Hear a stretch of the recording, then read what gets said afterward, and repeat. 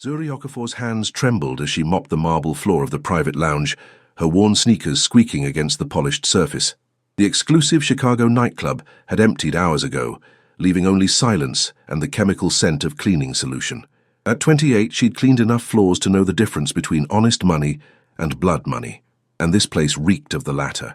"Mama's going to bring home pancakes tomorrow," she whispered to herself, thinking of 6-year-old Jordan sleeping in their frigid studio apartment across town. Her second job started in 4 hours. Sleep was a luxury she couldn't afford. The gunshot shattered the silence. Zuri dropped to her knees, her heart hammering against her ribs. Voices erupted from the back office, Korean, angry, deadly. She should run. Every instinct screamed at her to flee, but her legs wouldn't cooperate. The office door exploded open. A man stumbled out, blood blooming across his white shirt. Even dying, he moved with lethal grace. Their eyes met, his dark and fathomless, hers wide with terror. He collapsed 10 feet away. She crawled toward him, her nursing school training overriding her fear. He was still breathing, barely. Woo Jin-an had survived worse than a bullet to the shoulder, but the poison coating the slug was new. His vision blurred as the cleaning woman crawled toward him, her dark skin luminous under the club's dim lighting. Nigerian. His mind registered distantly. Beautiful. Terrified. "Don't," he rasped in English, his Korean accent thick with pain. "Run." "You're poisoned," she said, her own accent melodic, Igbo roots softened by American influence. Her hands moved across his body with surprising competence, checking his wounds. "This isn't just blood loss. Your pupils are dilated, pulse erratic." Smart. The observation cut through his fading consciousness. "They'll come back," he managed. "To go." Footsteps thundered down the hallway. Zuri's breath caught. She recognized that sound. Men with guns, men with purpose. Her son's face flashed through her mind. If she ran, they'd hunt her as a witness. If she stayed, the decision crystallized in an instant. She grabbed Woo Jin's face and pressed her lips to his, her body covering his as the men burst into the room. She kissed him desperately, her hand sliding to his wound, applying pressure while making it look like passion. "Baby, you scared me," she gasped against his mouth, her accent thickening deliberately. "I heard noise." 3 men froze in the doorway, guns raised. The leader, scarred, brutal, lowered his weapon slightly. "Who the fuck is this?" Woo Jin's eyes snapped open. Despite the poison coursing through his veins, his mind sharpened. She was giving him cover, buying him time. His hand found her waist, the touch sending unexpected electricity through his dying body. "My woman," he growled in Korean, then switched to English. "Leave us." The lie tasted sweeter than it should have. The scarred man studied Zuri with predatory interest. She forced herself to meet his gaze, praying her terror red as indignation. "You interrupting something," she said, channeling every woman who'd ever faced down danger with nothing but attitude. "Get out." Minutes stretched like hours. Finally the men retreated, their laughter echoing down the corridor. The moment the door closed, Zuri's composure shattered. "We need a hospital," she whispered urgently. "That poison—" "No hospitals." Woo Jin's grip on her waist tightened. "They have people everywhere. My doctor. Call Day." She found his phone with shaking hands, dialing the only number marked with a star. A gruff voice answered in Korean. Zuri thrust the phone at Woo Jin, who gave rapid instructions before his arm went slack. "Stay with me," she begged, her nursing instincts taking over. She elevated his legs, monitored his breathing, kept pressure on the wound. "What's your name?" "Woo Jin." His accent made it sound like poetry. "You?" "Zuri." "Beautiful name." His eyes drifted closed. "Beautiful woman." The compliment shouldn't have warmed her. This man was dangerous, the kind her mother had warned her about when she'd left Lagos for America 5 years ago. But his pulse was weakening under her fingers, and something primal in her refused to let him die. A man arrived 20 minutes later. Korean, 50s, carrying a medical bag. He assessed the situation with clinical detachment before nodding at Zuri. "You saved his life." The kissing, quick thinking, made them believe you belonged here. "I just reacted," she said numbly. "Smart reaction." The doctor began treating Woo Jin, extracting the bullet with practiced efficiency. "You're a nurse?" "Dropped out. Couldn't afford tuition." The admissions stung.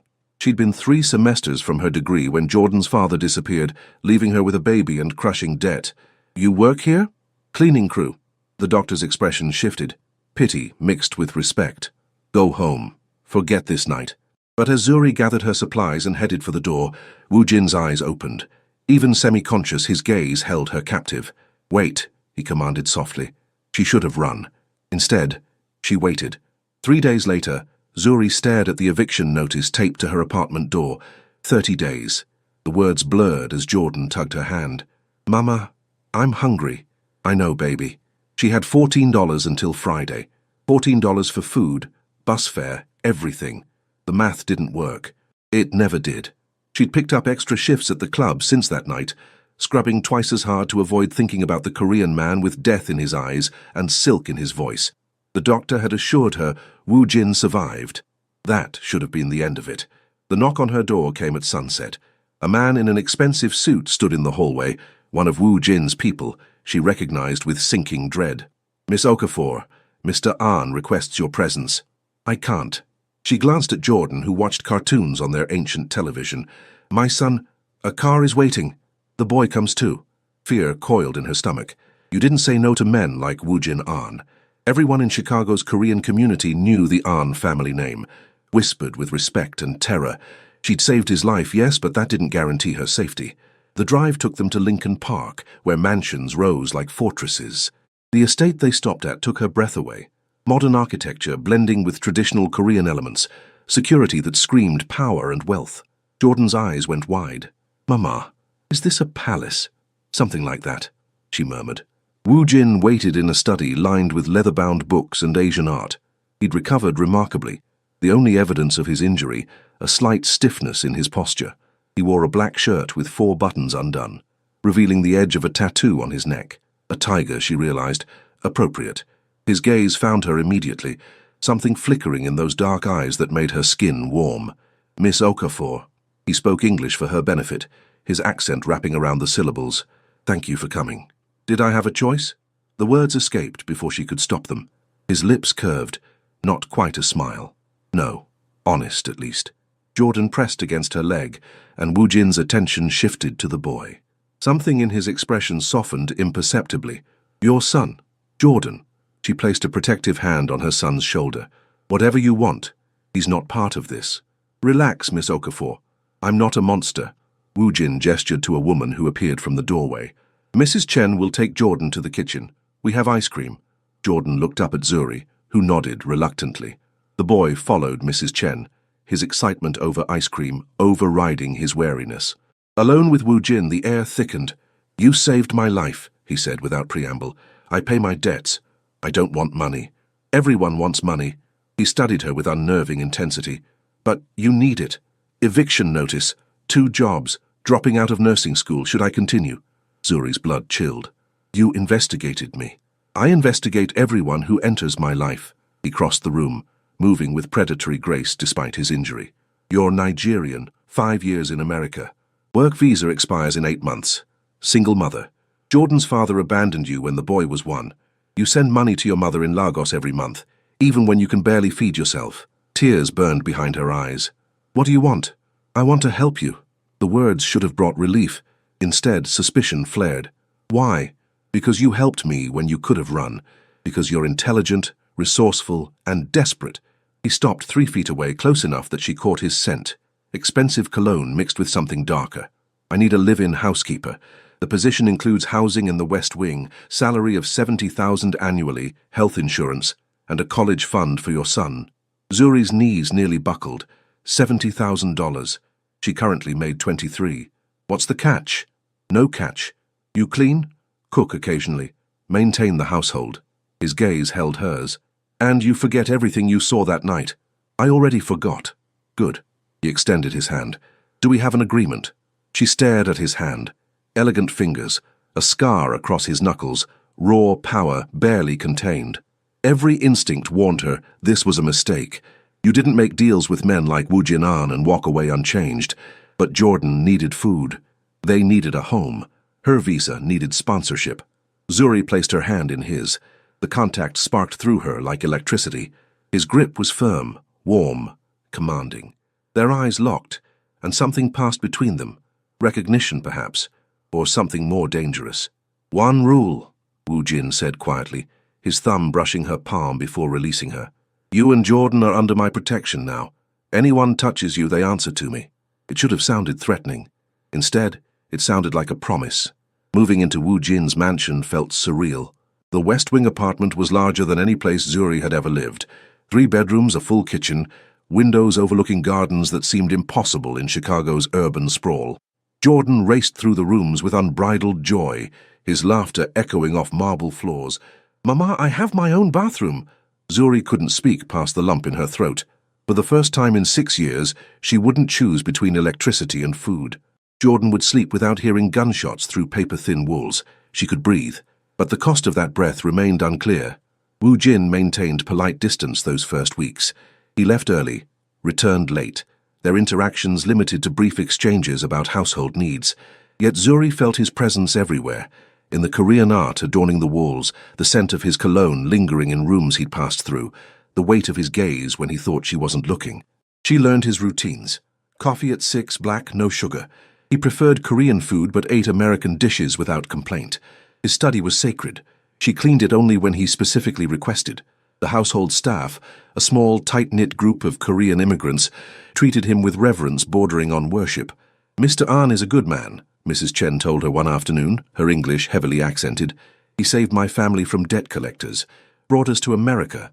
Many people owe him their lives." "He's a criminal," Zuri said quietly. Mrs. Chen smiled sadly.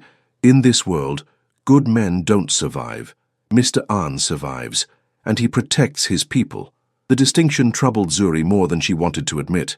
Jordan, unburdened by adult complexity, adored Wu Jin. The Mafia boss showed surprising patience with the 6-year-old, teaching him simple Korean phrases and allowing him to help with paperwork that was certainly nothing a child should see. Wu Jin kept those documents hidden, of course, but his willingness to spend time with Jordan revealed cracks in his intimidating facade.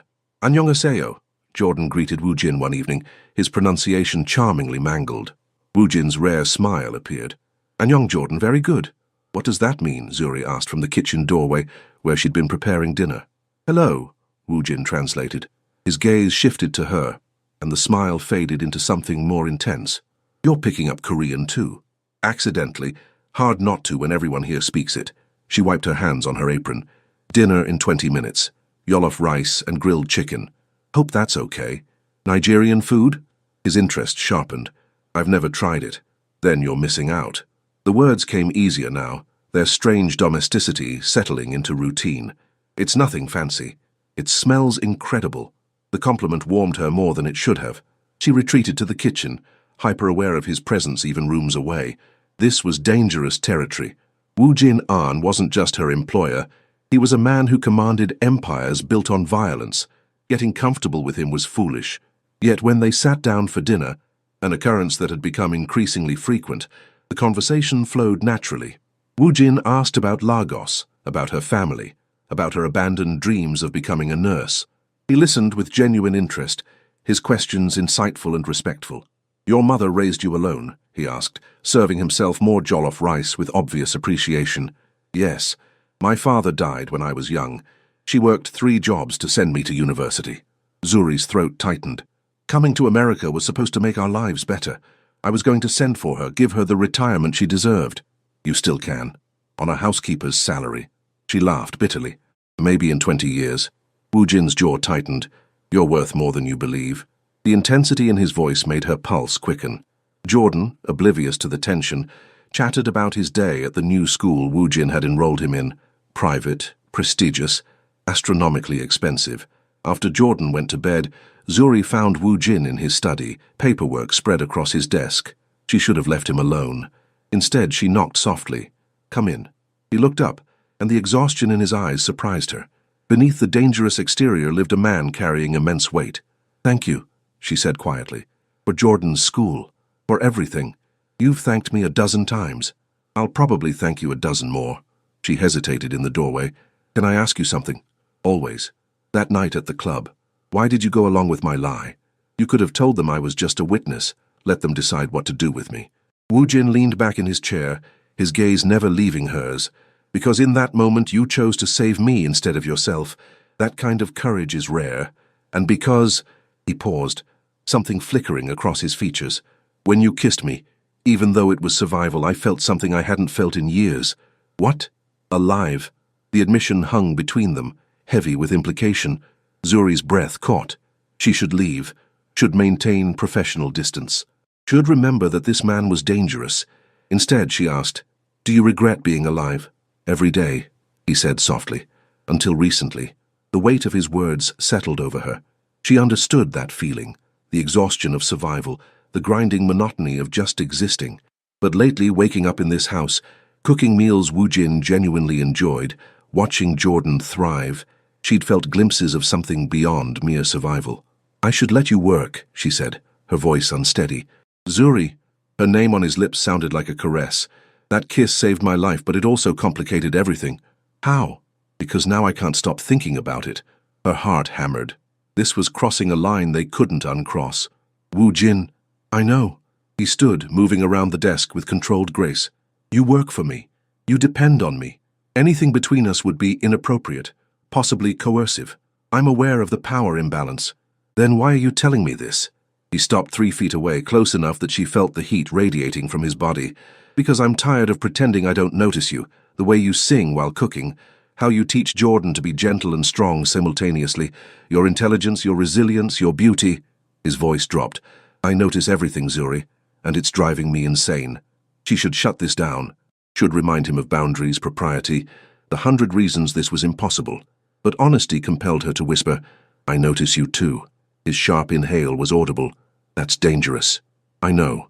They stood frozen, the air between them charged with possibilities neither dared voice. Finally, Wu Jin stepped back, putting safe distance between them. "We can't," he said firmly. "I won't take advantage of your situation." "What if I wanted you to?" The words escaped before she could stop them. His eyes darkened.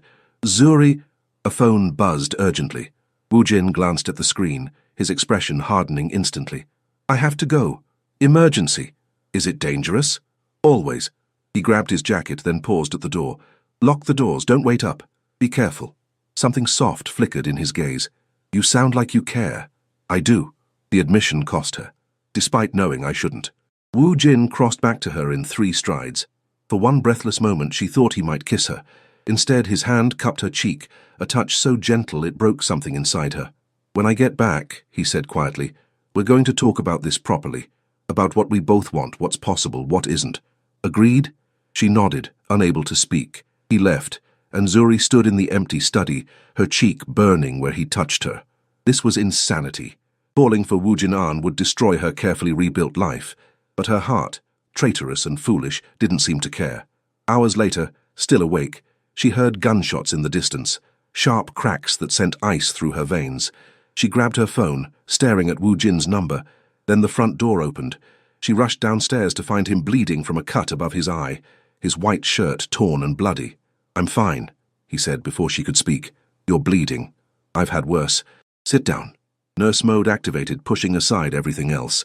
She guided him to the kitchen, retrieved the first aid kit, and began cleaning his wounds. His eyes tracked her movements, that tiger tattoo on his neck flexing as he swallowed. "You're good at this," he murmured. 3 semesters of nursing school. Her hands worked efficiently, but she felt his proximity in every nerve ending. "What happened?" "Rival family. Nothing you need to worry about." "I'm living in your house." "Of course I worry."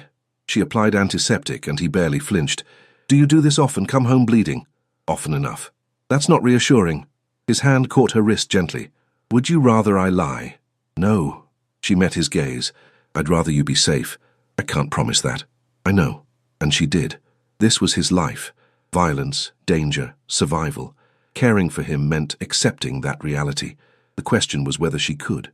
Wu Jin's thumb stroked the inside of her wrist, his touch feather-light. "The conversation we need to have, it's more important now, because if something happens to me, you and Jordan need to know you're protected. My will." "Don't." Fear clutched her chest. "Don't talk like that." "I have to. My world is dangerous, Zuri. Anyone close to me becomes a target." His grip tightened slightly.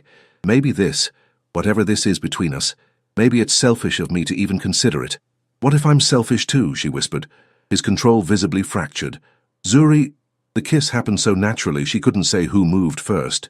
His lips claimed hers with desperate intensity, one hand sliding into her braids, while the other pulled her against him. This wasn't the survival kiss from the club. This was real, raw, devastating. Zuri responded with equal desperation, her fingers clutching his torn shirt, tasting his need and her own. Heat flooded through her, years of loneliness and exhaustion melting under his touch. When they finally broke apart, both breathing hard, reality crashed back. "That was," she began. "A mistake," Wu Jin finished, though his hands remained on her waist, contradicting his words. "Was it? It has to be." But he didn't let go. "For your sake. What if I can decide what's best for myself?" His laugh was rough. "You're making this impossible." "Good." She pressed her forehead to his. "Because I'm terrified, Wu Jin, terrified of wanting you, of what it means, of where this leads. But I can't seem to stop. We need rules. Boundaries. Okay. We take this slowly. No rushing into anything. Agreed. If you want to stop at any point, I'll tell you." She pulled back enough to meet his eyes. "But you have to promise me something too." "What?" "Come home alive. Every time." The vulnerability in his expression gutted her. "I'll try." It wasn't enough. But in his world, it was all he could offer. They stood in the kitchen, holding each other, knowing they'd crossed a line that changed everything. Outside, Chicago slept, unaware that a Nigerian immigrant and a Korean Mafia boss had just set their worlds on fire, and somewhere in the darkness, enemies watched, waiting for the perfect moment to strike. The next 3 weeks felt like living in two worlds. Publicly, Zuri remained Wu Jin's housekeeper, professional, polite, appropriate. Privately, they navigated the terrifying territory of genuine connection, stolen moments in empty hallways, conversations that stretched past midnight, touches that lingered too long to be accidental. Wu Jin courted her with surprising tenderness. Korean meals appeared from restaurants she'd mentioned wanting to try. Books on nursing appeared in her room with notes in his precise handwriting. "Maybe you'll finish your degree someday." He taught Jordan more Korean, his patience with the boy revealing depth Zuri suspected few people ever saw. "He's falling for you," Mrs. Chen observed one afternoon, watching Wu Jin help Jordan with homework through the window. "I've worked for Mr. Ahn for 10 years, never seen him like this." "It's complicated," Zuri said weakly. "Love is always complicated." The older woman smiled knowingly. "But I see how you look at him too." Did she love him? The question terrified her. Love meant vulnerability, attachment, the possibility of devastating loss, and Wu Jin's life was measured in risk and violence. How could she love someone who might not survive the month? But her heart, inconvenient and insistent, didn't care about logic. The shift happened on a Tuesday. Wu Jin returned home early, his expression troubled. He found Zuri in the garden, where she often went to think. "We need to talk," he said without preamble. Her stomach dropped. "That sounds ominous." "My family is coming to visit. My mother, specifically." He sat beside her on the bench, close enough that their shoulders touched. "She's traditional, conservative. She won't approve of you." "Because I'm black?" The question was direct, necessary. "Because you're not Korean," he corrected gently. "My mother has specific expectations for my life. Korean wife, Korean children, maintaining cultural purity. She doesn't understand that America changed me, that I've built a different life here." "What are you saying?" "I'm saying she'll be rude, possibly cruel. And I need you to know it's not about you. It's about her inability to accept change." His hand found hers. "But I also need you to know that her opinion doesn't matter to me. What matters is you, Jordan, this life we're building." The declaration stunned her. "We're building a life, aren't we?" His gaze held hers, vulnerable and fierce simultaneously. "Unless I've misread everything." "You haven't." She squeezed his hand. "But Wu Jin, I'm not just some woman you're casually dating. I work for you, I live in your house. If your mother disapproves, if your family pressures you, they can't." His jaw set with determination. "I'm the head of this family now. My father died 5 years ago, left me his empire. My mother has influence, yes, but not authority. Not over me. Korean culture values family honor above everything," Zuri said softly, her limited understanding of his world informing her words. "Can you really choose me over that? Watch me." The conviction in his voice sent warmth flooding through her, but doubt lingered. "What if I'm not worth the cost?" Wu Jin turned to face her fully, his hands cupping her face with devastating gentleness. "Zuri Okafor, you survived alone in a foreign country, raised a beautiful son, worked yourself to exhaustion to build a better life. You saved my life when you could have run. You see past the monster everyone else fears and somehow find the man underneath." His thumb traced her cheekbone. "You're worth everything." She kissed him then, pouring 5 years of loneliness and fear and desperate hope into the connection between them. He responded with equal intensity, his control slipping as he pulled her closer. The garden disappeared, the world narrowing to his mouth on hers, his hands in her braids, the taste of possibility and danger mixed into something intoxicating. When they finally separated, both breathless, Wu Jin pressed his forehead to hers. "My mother arrives tomorrow. Whatever happens, remember, you belong here." "Do I?" The question was barely a whisper. "Yes." No hesitation, no doubt. "You and Jordan both." That night, Zuri couldn't sleep.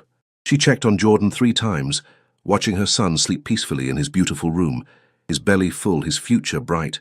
Everything Wu Jin had given them could disappear if his family disapproved strongly enough. Korean family structures operated differently than Nigerian ones. She understood obligation, hierarchy, the weight of ancestral expectations. Could she really ask Wu Jin to defy all of that for her? Mrs. Ahn arrived at noon, a small, elegant woman in her 60s, her traditional hanbok immaculate. She swept through the mansion with proprietary familiarity, her sharp eyes cataloguing everything. When those eyes landed on Zuri, the temperature dropped 20 degrees. "You're the housekeeper." Not a question, an accusation. "Yes, ma'am." Zuri kept her voice steady despite her pounding heart. "Welcome to—" "I'll speak with my son alone." Wu Jin appeared from his study, his expression carefully neutral. "Yomeoni, mother." He greeted her with a respectful bow that seemed at odds with his dangerous reputation. They spoke rapidly in Korean, their voices rising and falling with obvious tension. Zuri retreated to the kitchen, her hands shaking as she prepared tea. She didn't need to speak Korean to understand the argument erupting in the study. Jordan found her 20 minutes later, his small face worried. "Mama, why is that lady yelling?" "She's just upset about something, baby, it's okay." Mr. Ahn is yelling too, he never yells. Guilt twisted in her chest. She was causing this, disrupting Wu Jin's family, creating conflict where none had existed before. Maybe Mrs. Chen was wrong. Maybe love wasn't enough when it cost this much. The study door slammed open. Mrs. Ahn emerged, her face flushed with anger, and marched directly to the kitchen. She looked at Zuri with such disdain it felt physical. "You think you can trap my son with your poverty and your child?" She spat in heavily accented English. "You're nothing. A desperate immigrant using her body to climb. That's enough." Wu Jin's voice cracked like a whip. He stepped between them, his posture rigid with barely controlled fury. "You will not speak to her like that. She's beneath you. She's the woman I'm falling in love with." The declaration echoed through the kitchen, stunning everyone into silence. "And if you can't respect that, you can leave my house." Mrs. Ahn stared at her son, shock and betrayal warring on her face. "You would choose this woman, over your family." "I would choose happiness over obligation." "Yes." Wu Jin's hand found Zuri's, his grip anchoring. "You raised me to be strong, Aomeoni. Strong enough to make my own choices. This is my choice. Your father would be ashamed. My father would understand that survival requires adaptation." Wu Jin's voice softened slightly. "I know this isn't what you envisioned for me.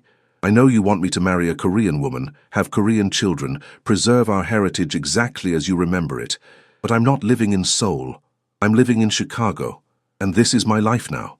Tears glistened in Mrs. Ahn's eyes, pain and love and stubborn tradition colliding visibly. She looked at Zuri again, and this time the hatred had tempered into something more complex. "You love him?" she asked bluntly. Zuri's throat tightened. Every reason to lie crowded her mind, self-preservation, escape routes, maintaining distance. But Wu Jin's hand in hers demanded honesty. "I'm falling in love with him," she admitted. "I didn't plan it. I tried to fight it. But yes, I love your son. And the child? Jordan is my son. He comes first in every decision I make. If loving Wu Jin endangers him, I'll walk away, even if it breaks your heart. Especially then." Zuri's voice strengthened. "I've survived worse than heartbreak, Mrs. Ahn. I've survived poverty, abandonment, immigration, discrimination. I'll survive losing your son if necessary, but I won't apologize for loving him." Something shifted in Mrs. Ahn's expression. Respect, perhaps, for Zuri's defiance.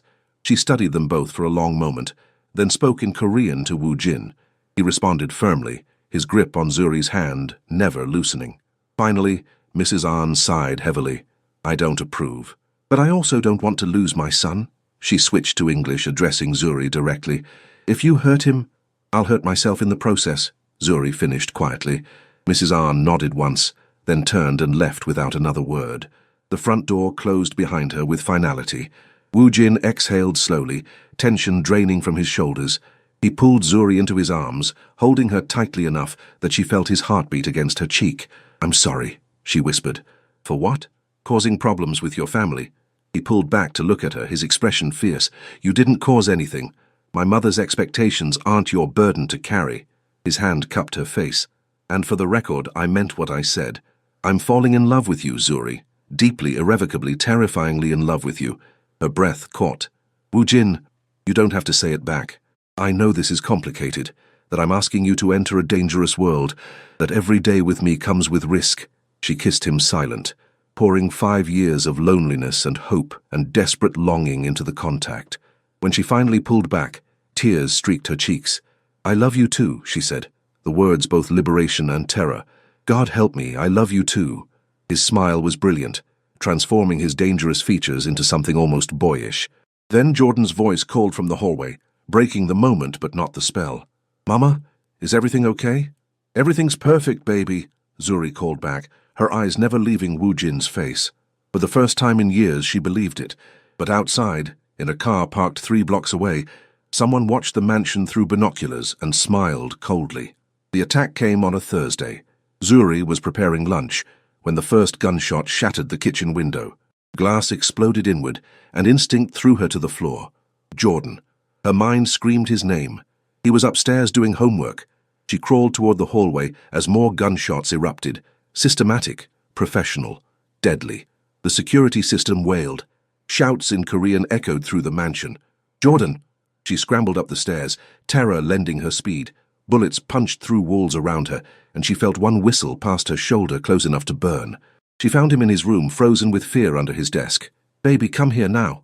He launched himself into her arms. She ran for Wu Jin's study, the safest room, reinforced walls, panic room access.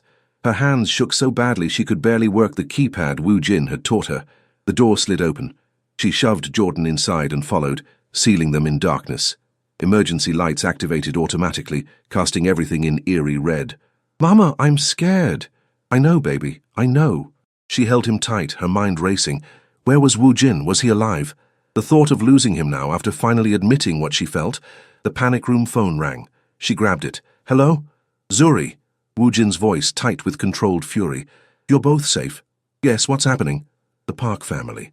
They've been planning this for months. Hit my businesses, my home, everything simultaneously." Gunfire punctuated his words. "Stay in the panic room. Don't come out until I personally get you." "Where are you?" "Handling this." A pause. "I love you. Tell Jordan I love him too." The line went dead. Hours crawled by. Jordan eventually fell asleep in her arms, exhausted by terror. Zuri stayed awake, every creak and distant sound sending her heart racing. She'd known Wu Jin's world was dangerous, but knowing abstractly and experiencing it were vastly different things. Finally, the panic room door opened. Wu Jin stood there, blood-splattered but alive. Zuri nearly collapsed with relief. "It's over," he said quietly. "We won." She wanted to ask what "won" meant in his world. What bodies now lay in morgues? What consequences would ripple from this day? But Jordan stirred, and Wu Jin's face softened as he gathered the boy into his arms. "You're safe now," he murmured. "Both of you. I promise." The mansion was destroyed. Bullet holes, shattered windows, blood-staining marble floors. Wu Jin arranged for them to stay at a safe house while repairs happened. The small apartment felt suffocating after weeks in his estate, but at least they were together. "I can't do this," Zuri said that night after Jordan finally slept. "I can't live in constant fear that you'll die or that someone will hurt my son to get to you." Wu Jin's jaw tightened. "I know. Do you?" Tears streamed down her face. "Today I thought I'd lost you. I thought Jordan might die because I fell in love with a man whose enemies don't hesitate to murder children. How is that fair to him?" "It's not." He moved closer, but she stepped back. "Then what are we doing, Wu Jin? How does this end?" "I don't know." Raw honesty, painful and real. "But I know I can't lose you, either of you. You might not have a choice." His control cracked. Don't walk away because you're scared. We can figure this out." "How?" She gestured helplessly. "Fayu can't leave your world. It's who you are, what you've built. And I can't risk Jordan's life, so what solution exists?" Silence stretched between them, heavy with impossible choices. Finally, Wu Jin spoke, his voice barely audible. What if I could leave? What? My world. What if I could walk away from it? She stared at him, incredulous. You're the head of your family's empire. You can't just quit. I could. Transfer power to my cousin. Liquidate assets. Take you and Jordan somewhere safe. His eyes burned with desperate sincerity. I've been thinking about it for weeks. Before today, it seemed impossible. Now? Wu Jin, that's your entire life. You're my life now. He closed the distance between them, his hands framing her face. You and Jordan. Everything else is just surviving. With you, I'm living. Don't you understand? I'd burn down my entire empire if it meant keeping you both safe. That's insane. Love usually is. She wanted to believe him, wanted to trust that walking away was possible, that they could build a normal life, free from violence and danger, but reality was harsher than fairy tales. Your enemies won't let you go, she said softly. The Park family, your rivals, they'll see it as weakness. Come after you harder. Then I'll eliminate them first. His voice turned cold, dangerous. Every threat, every rival, everyone who might harm you. I'll end them all before I walk away. The ruthlessness in his tone should have terrified her. Instead, it revealed the depth of his commitment. He would literally kill for her, for Jordan, for the chance at peace. I don't want you to be a murderer for me, she whispered. I'm already a murderer, Zuri. I've done terrible things to build my power, to survive, to protect my people. Adding a few more bodies to that count to protect the woman I love? That's easy math. Nothing about this is easy. No. He pressed his forehead to hers. But it's worth it, you're worth it. So tell me, if I could promise you safety, a real future, Jordan growing up without fear, would you stay with me? Her heart warred with her head. Logic screamed to run, to protect her son, to choose survival over love. But her heart, traitorous, hopeful, whispered different advice. Yes, she breathed. God help me, yes. He kissed her then, desperate and claiming, as though sealing a pact written in blood and hope. And in that moment, Zuri understood she'd crossed a point of no return. Whatever came next, violence, danger, joy, peace, she'd face it with this impossible man who'd somehow become her entire world. The next morning, Wu Jin made calls. Meetings were arranged, plans set in motion. Zuri watched him work with clinical efficiency, eliminating threats and consolidating power with surgical precision. This was the side of him the world feared. Cold, calculating, lethal. But when Jordan woke and Wu Jin made the boy pancakes, singing Korean songs off-key, Zuri saw the other side. The man who could be gentle, patient, loving. Both existed in the same person, and somehow she loved all of him. 3 weeks later, the last of Wu Jin's rivals was neutralized.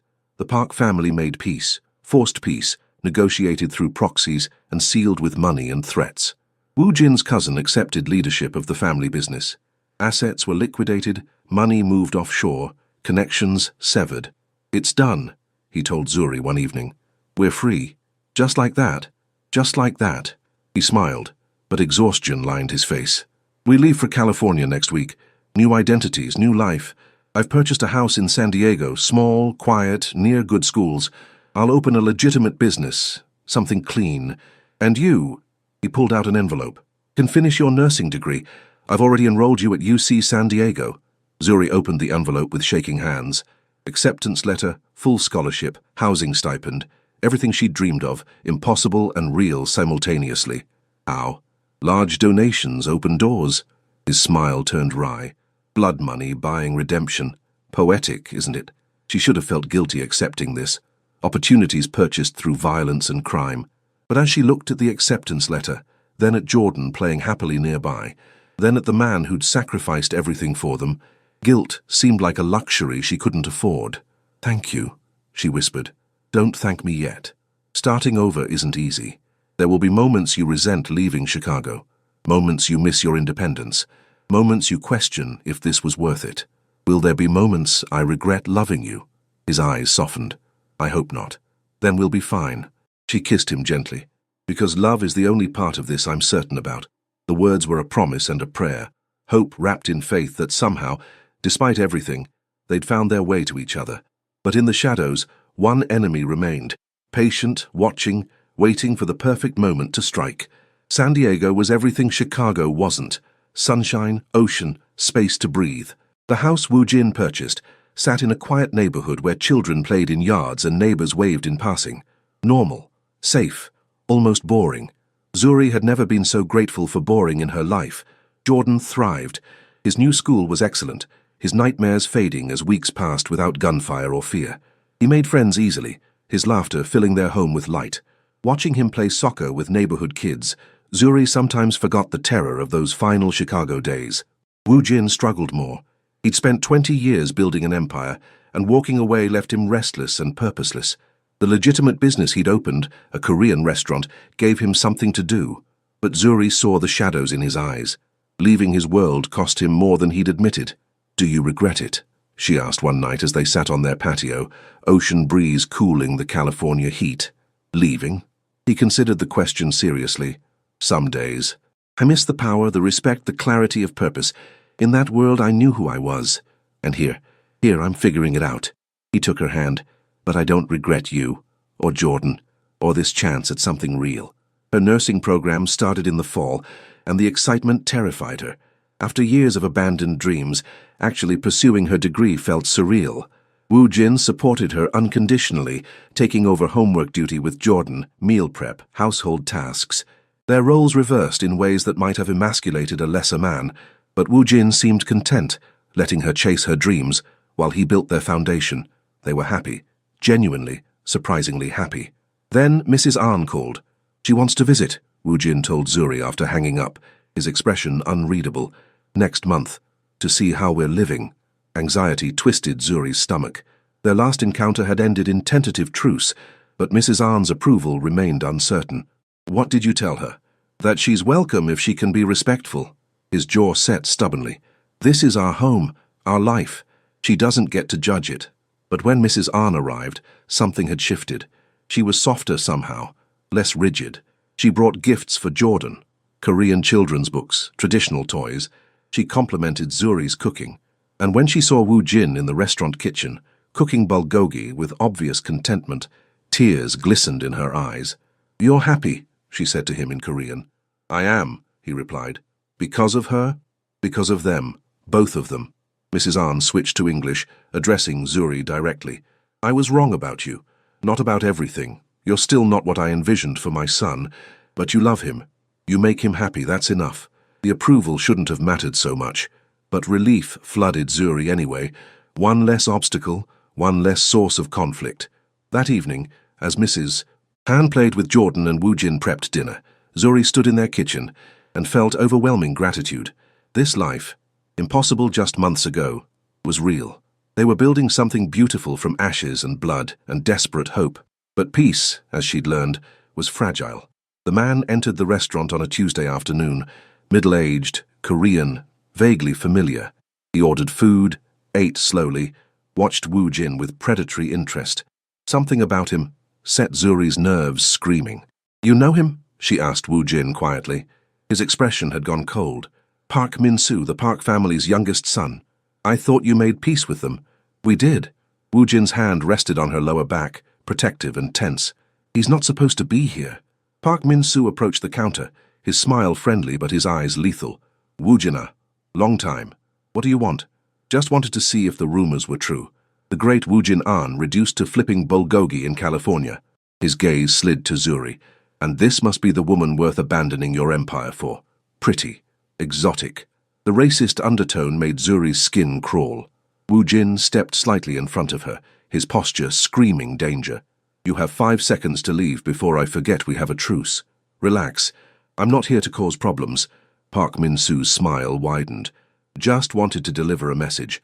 My brother, the one you killed, his son is turning 18 next month, old enough to seek revenge. Old enough to understand family honor." Ice flooded Zuri's veins. "You said this was over." "It's never over," Park Min-soo replied. "You can run, change your name, play house in California. But our world? It doesn't forget. It doesn't forgive." He turned to leave, then paused. "Watch your son, Woo Jin. Accidents happen to children all the time." Woo Jin moved so fast, Zuri barely registered it. One moment Park Min-soo was walking away.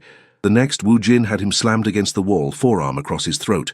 "Touch my family, hint at touching them, even think about them. And peace means nothing," Woo Jin growled in Korean, then English. "I walked away from my empire, but I didn't walk away from who I am. You remember who I am, Min-soo?" "A killer," the man choked out. "Exactly. And if anything happens to Zuri or Jordan, anything at all, I'll burn the Park family to ash, every single one. Understand? He released Park Min-soo, who stumbled away, coughing. The message delivered, the threat made, the man fled. Zuri's legs barely held her. He threatened Jordan. I know. Woo-jin's hands were shaking, rage barely contained. I'm ending this tonight. How? The only way that works. Permanently. She understood what he meant. More violence, more death. The peace they'd built was an illusion, a temporary reprieve from a world that never truly released its hold. I'm coming with you, she said. Absolutely not. He threatened our son, Woo-jin, our son. You don't get to protect me from this anymore. Steel entered her voice. I'm not some delicate flower who needs shielding. I survived Nigeria. I survived immigration. I survived poverty. I can survive this. He studied her for a long moment, then nodded slowly. You'll do exactly what I say. No arguments. No arguments. They left Jordan with Mrs. Han, who asked no questions, a skill learned from decades as a gangster's wife. The drive back to Chicago took hours, Woo-jin making calls in rapid Korean, mobilizing people he'd thought he'd left behind. The Park family compound sat in the suburbs, ostentatious and fortified. Woo-jin's remaining loyalists had already surrounded it, men who'd followed him for years, who'd missed their dangerous boss. This ends tonight, Woo-jin told them in Korean. The Parks threatened my family. That means they all die. Zuri should have been horrified, should have protested, demanded mercy, insisted on legal solutions. But when she thought of Jordan, of that man's cold threat, maternal fury overrode every civilized instinct. Do what you need to do, she told Woo-jin. He kissed her once, fierce and claiming, then led his men into hell. Zuri waited in the car, listening to gunfire and screams, praying Woo-jin survived this. She'd asked him to become a murderer for her, for their family. That weight would never fully lift. When he finally emerged, blood-spattered but alive, relief nearly destroyed her. It's done, he said simply. The Parks are finished. All of them. All? Everyone who was a threat. His eyes were cold, empty. Their youngest son, Park Min-soo's nephew. I gave him a choice. Leave the country, never return, or die like his family. He chose life. And the others? Don't ask questions you don't want answered. She nodded, accepting the darkness necessary to protect their light. They drove back to San Diego in silence, both carrying weight that would never fully lighten. Mrs. An left the next day without comment. She'd seen the blood on her son's clothes, the emptiness in his eyes. She knew what he'd done, and judging by her expression, she approved. Family protects family, she told Zuri before leaving, no matter the cost. The words echoed long after she departed. 2 years later, Zuri walked across the stage, accepting her nursing degree with pride and disbelief. Jordan cheered from the audience, Woo-jin beside him, both beaming. She'd done it. Despite everything, poverty, immigration, single motherhood, falling in love with a former gangster, she'd achieved her dream. That evening they celebrated at Woo-jin's restaurant, which had become a neighborhood staple. He'd found peace in cooking, in feeding people, in building something legitimate and meaningful. The shadows still haunted him sometimes, but less frequently now. I'm proud of you, he told her as they cleaned up after closing, Jordan asleep in the back office. I couldn't have done it without you. You could have, but I'm glad you didn't have to. He pulled her close, swaying to imaginary music. Do you remember that night at the club, when you kissed me to save my life? How could I forget? I think I fell in love with you right then. Terrified, desperate, and still brave enough to act. His lips brushed her temple. You saved my life twice, once from poison, once from myself. And you saved mine, she whispered, from poverty, from fear, from giving up on dreams. They stood in their restaurant, holding each other, listening to Jordan's soft snores. Outside, San Diego lived its peaceful existence, unaware of the violence and love and sacrifice that had brought them here. Zuri's phone buzzed. A text from her mother in Lagos. So proud of my daughter. The nurse. When do I meet this man who stole your heart? She showed Woo-jin, who smiled. Should I be nervous? Terrified. My mother is scarier than any gangster. He laughed. Real, genuine, free. And in that moment, Zuri knew they'd made the right choice. Love wasn't safe or convenient or easy. But it was worth every risk, every sacrifice, every impossible decision. I love you, she said. I love you too, he replied. Always. The kiss that had started everything had led them here. To safety, to family, to futures they'd once thought impossible. And as they locked up the restaurant and headed home with their son, Zuri finally believed in happy endings. Not perfect ones, not easy ones, but real ones, built from blood and hope and love, fierce enough to survive anything.